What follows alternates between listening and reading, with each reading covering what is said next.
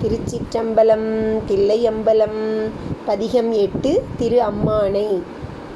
செங்கன் நெடுமாலும் சென்றிடந்தும் காண்பரிய பொங்கு மலர் பாதம் பூதலத்தே போந்தருளி எங்கள் பிறப்பறுத்திட்டெந்தரமும் ஆட்கொண்டு தெங்கு திரள் சோலை தென்னன் பெருந்துரையான் அங்கனன் அந்தனாய் அறை கூவி வீடருளும் அங்கருணை வார்கழலே பாடுதும் காணம்மானாய்.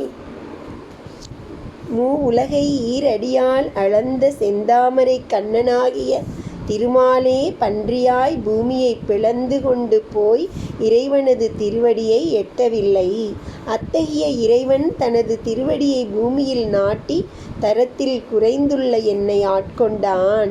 என் பிறவி பிணியை ஒழித்தான். தென்னை மரங்கள் திரண்ட சோலை சூழ்ந்த அழகும் நன்மை வாய்ந்த திருப்பெருந்துறைக்கு இறைவன் அவன். ஞானக் கண்ணுடைய அந்தணன் அவன். அரிய கருணையுடைய அவன் என்னை வலிய கூவி அழைத்து வீடு பேறு அளித்தருளினன்.